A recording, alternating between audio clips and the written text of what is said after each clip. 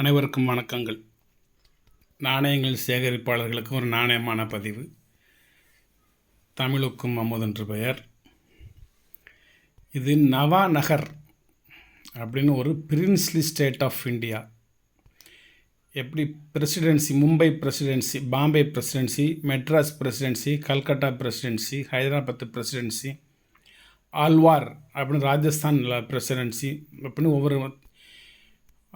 ஒவ்வொரு பிரசிடென்சியாக இந்தியா ஃபுல்லாக இருந்துச்சோ அது மாதிரி இது ஒரு பிரசிடென்சி நவாநகர். 1540 1948 வரைக்கும் சுதந்திரம் அடைந்த பிறகும் ஹைதராபாத் நிஜாம் எப்படி இணைய மறுத்து பின் இணைந்தாரோ அதை போல இதுவும் இணைக்கப்பட்டது. தற்போது இது குஜராத்தில் இருக்குது. மாநில வாரியாக பிரித்து இதை சேர்க்கையில் முதல்ல மகாராஷ்டிராவோடு சேர்த்தாங்க, மும்பையோடு சேர்த்தாங்க. தற்போது குஜராத்தோடு இருக்குது. இதுக்கு பேர் ஜாம் நகர் அப்படின்னு பேர். நவாநகருக்கு இப்போ ஜாம் நகர் அப்படின்னு பேர். பிரின்ஸ்லி ஸ்டேட் இது ஒரு சுதேச சமஸ்தானம். தமிழில் சுதேசின்னு சொல்லுவோம்ல, சுதேசி இயக்கம் அப்படி மூலம் இது சுதேச சமஸ்தானம். குஜராத் மாநிலத்தில் கட்ச் வளைகுடா பகுதியில் அமைந்துள்ள இந்த நகருக்கு பேர் ஜாம் நகர் மாவட்டம். இப்போ ஒரு தனி டிஸ்ட்ரிக்டாக இருக்குது, ஜாம் நகர் டிஸ்ட்ரிக்ட். மற்றும் தேவபூமி, துவாரகை மாவட்டம் ஆகியவளை கொண்டது இந்த நவாநகர், ஜாம் நகர் என்று சொல்லக்கூடிய நவாநகர். இதனுடைய தலைநகருக்கு பேர் ஜாம் நகர் தான். கிபி 1540 ஜடேஜா என்கின்ற ராஜபுத்திர குலத்தினை ஆண்ட இடங்கள் இவை. ராஜபுத்திரர்கள் கேள்விப்பட்டிருப்பீங்க, ராஷ்டிரகூடர்கள். சடேஜாங்கிறது இந்த வம்சத்தினோட பேர். இப்போ கூட நிறைய ஜடேஜாலாம் இருக்காங்க. கிரிக்கெட் வீரர் ஜடேஜாலாம் இருக்கிறாரு, அஜய் ஜடேஜாலாம் இருக்கார். இதன் கிளை சமஸ்தானம் த்ரோவ் அப்படின்னு இதனோட கிளை. த்ரோல் சமஸ்தானம்ங்கிறது இதனுடைய கிளை சமஸ்தானம். குஜராத் மாநிலத்தில் சௌராஷ்டிரா தீபகற்பத்தில் இந்த நவநகர் இருக்குது, நவநகர் அப்படின்னு இருக்குது. இதன் பக்கத்தில் போர்பந்தர் இருக்குது. குஜராத்தில் மகாத்மா காந்தி பிறந்த ஊர் போர்பந்தர் இருக்குது. அங்கே பேசக்கூடிய மொழி குஜராத்தி. சமயம் இந்துவும் இருக்குது, சமணமும் இருக்குது, வைஷ்ணவமும் இருக்குது. மன்னர் ஆட்சி தான். 1948 இதை மும்பையோட சேர்த்தாங்க. 56 மாநில மறுசீரமைப்பு சட்டத்தின்படி நவநகர் குஜராத்துடன் இணைக்கப்பட்டது. முதல் மன்னர்கள் இதெல்லாம் KS ரஞ்சித் சிங் ஜி. எல்லா மன்னருக்கு பின்னாலும் ஜின்னு வரும். 1540 62 வரைக்கும் ஜாம் ராவல்ஜி அல்லது லக்காஜி. இந்த ஒவ்வொரு பேருக்கு முன்னாலையும் ஜாம் வர்றதுனால அவங்க பேரில் தான் அந்த நகர் ஜாம் நகர் அப்படின்னு உருவாச்சு. தொடர்ந்து சாதாஜி, விபாஜி, சஜாஜி, லக்காஜி, அஜாஜி அப்படின்னு நிறைய மன்னர்கள் ஆட்சி புரிஞ்சிருக்காங்க. அதுக்கப்புறம் அவங்களோட பேரை சிங்கு பொறுத்தப்படி ஜஸ்வந்த் சிங் கேள்விப்பட்டிருப்பீங்க, முன்னாள் மத்திய அமைச்சர். திக்விஜய் சிங் கேள்விப்பட்டிருப்பீங்க, முன்னாள் முதலமைச்சர். கடைசியாக சத்ரு கல்யா சிங் அப்படின்னு ஒருத்தர் ஆட்சி நடத்தி வந்தார். 1971 வரைக்கும் அவர் அந்த மன்னர் பொறுப்பில் இருந்து வந்தார். நாணயங்களுக்கு பேர் டோக்டா, இன்னொன்று திங்க்லோ, இங்கு தின்க்லோ, இன்னொன்று ட்ராம்யோ, ராவண்ணா இம்மன ட்ராம்யோ. இப்போ நான் வச்சுருக்கிற இந்த நாணயத்தினோட ஒவ்வொரு நாணயத்தினோட மதிப்பும் 625 ரூபா, 600 ரூபா, 400 ரூபா, 1400 ரூபா. இதெல்லாம் அந்த கண்டிஷனை பொறுத்து கூடும் குறையும். எழுதிக்க பாருங்க, டோக்கடோ அப்படின்னு எழுதிக்க பாருங்க. அது சிம்பிளாக இருக்கும். சில காயின் மொத்துன்னு பெரிய நாணயமாக இருக்கும். இந்த இருக்குல்ல, இது மாதிரி பெரிய நாணயம் இருக்கும். நாணயங்கள் எல்லாமே கண்டிஷனான நாணயங்கள். இந்த கண்டிஷனை பொறுத்து 50 ரூபா 100 ரூபா கூடும் குறையும். இதில் நான் டோட்டலாகவே எல்லாத்துக்குமே 250 ரூபா போட்டு வச்சுருக்கேன். ஒரு இடத்துல முக்கியமான இடத்துலேருந்து கிடச்ச நாணயம் மொத்தம் ஒரு 50 நாணயம் கிடச்சிச்சு. இப்போ ஒரு 34 நாணயம் இதில் இருக்குது. எல்லாமே ஈச் 250 போட்டு வச்சுருக்கேன். பிரின்ஸ்லி செட் கலெக்ட் பண்ணுறவங்க இதில் ஒரு 2 நாணயமாவது வாங்கி உங்களோட கலெக்ஷனில் வச்சுக்கோங்க. ஒரு 10 நாணயம் நீங்கள் வாங்கி ஒரு மொத்தமே 30 இருக்குது, 3 பேர் 10 10 வாங்கிட்டிங்கன்னா நான் கொஞ்சம் ரேட்டு கொஞ்சம் குறைச்சி கூட தர வாய்ப்பு இருக்குது.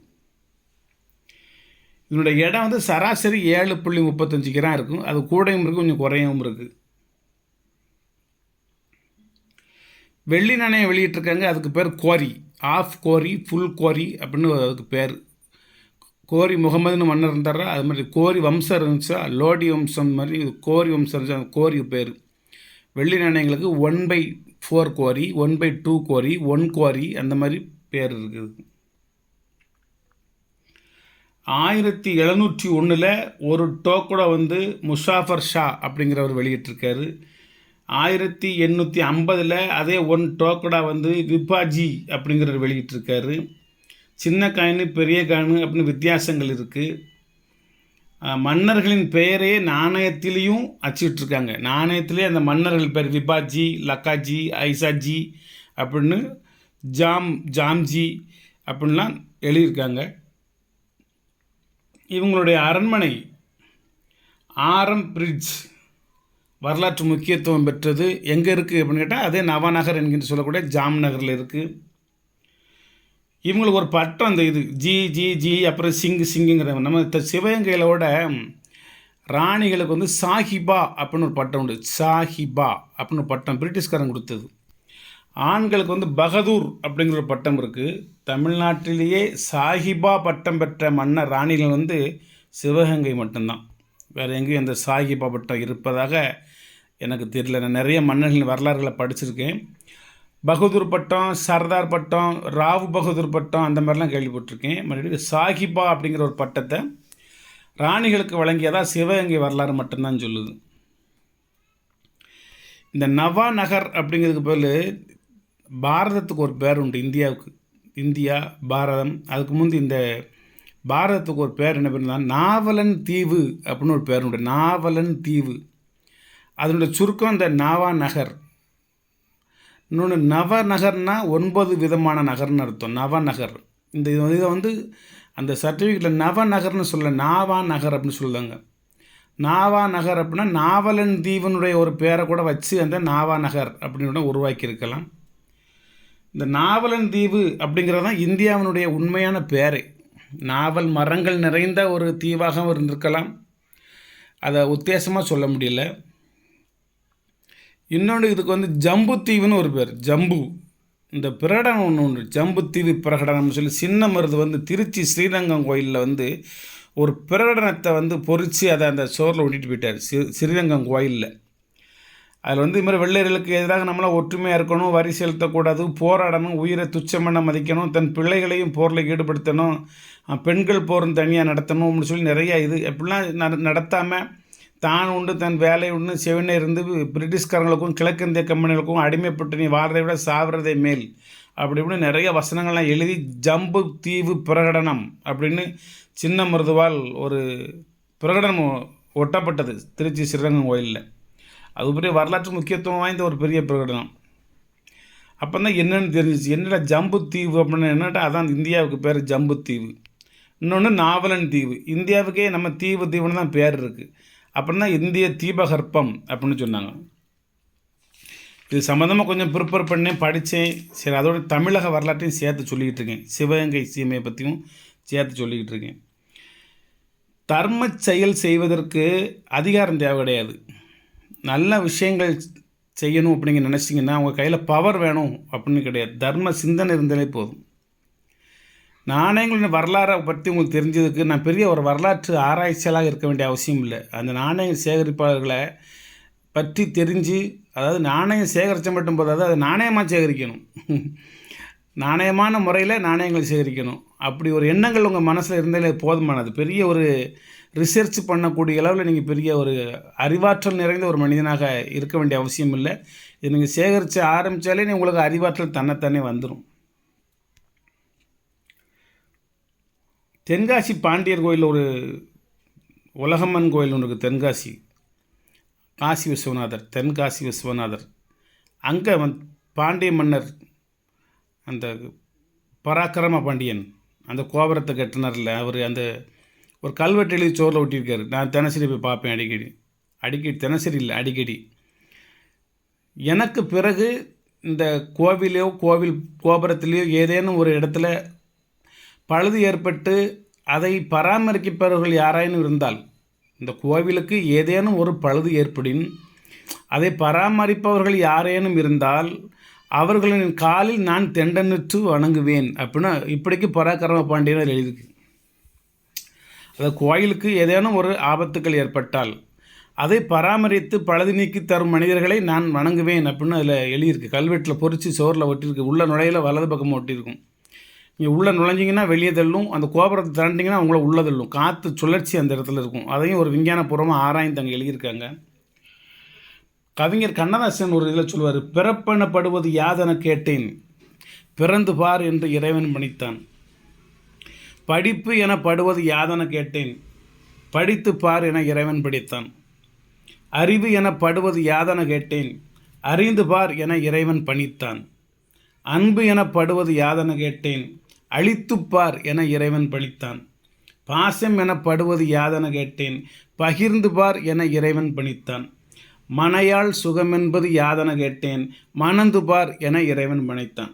பிள்ளை பேறு யாதென கேட்டேன், பெற்றுப்பார் என இறைவன் பணித்தான். வறுமை எனப்படுவது யாதென கேட்டேன், வாடிப்பார் என இறைவன் பணித்தான். இறப்பின் பின்னது யாதென கேட்டேன், இறந்து பார் என இறைவன் பணித்தான். அனுபவித்தே அறிவதுதான் வாழ்க்கை என்றால் ஆண்டவா நீ ஏன் என கேட்டேன், அனுபவம் என்பதே நான் தான் என அருகில் வந்து ஆண்டவன் உரைத்தான் அப்படின்னாரு கவிஞர் கண்ணதாசன். ஒரு சின்ன கவிதை உங்களுக்கு ஞாபகப்படுத்தினேன். அது மாதிரி நாணயங்களை சேகரிப்பது எப்படி என கேட்டேன், நாணயங்களை சேகரித்து பார் என நான் பணிக்கிறேன். நாணயங்களை சேகரித்து பாருங்கள், நாணயமாக சேகரித்து பாருங்கள். அதனுடைய அருமை தெரியும், பெருமை தெரியும், அறிவு தெரியும், ஆற்றல் தெரியும், அனுபவம் புரியும். இது மிகச்சிறந்த ஆகச்சிறந்த ஒரு மனிதனுடைய அற்புத படைப்பாற்றல் மனதில் தோன்றினாலே தவிர இந்த நாணயங்கள் சேகரிப்பது எல்லாராலும் இயலாது என்பதை நான் அறிவேன். ஆகையால் நல்ல மனம் உள்ளவர்கள், நல்ல அறிவில் சிறந்தவர்கள், நல்ல ஒழுக்க சீலர்கள், நல்ல பண்பு உள்ளவர்கள் இந்த நாணயங்களை சேகரித்து வருங்கால தலைமுறையினருக்கு தமிழர்களின் வரலாறு, இந்தியர்களின் வரலாறு, உலக வரலாறு எல்லாத்தையும் மீண்டும் நினைவுபடுத்தக்கூடிய வகையில் ஒரு ஆற்றல் மிக்க ஒரு மனிதனாக இந்த பூமியில் நீங்கள் வாழ்ந்து மறையுமாறு பணிவோடு கேட்டுக்கொள்கிறேன். வணக்கம், வாழ்த்துக்கள். சப்ஸ்கிரைப் பண்ணுங்கள், ஷேர் பண்ணுங்கள், லைக் பண்ணுங்கள், கமெண்ட் பண்ணுங்கள். மன்னர்களின் நாணயங்களை சேகரித்து வைங்க, மன்னர்களின் வரலாறுகளை படிங்க.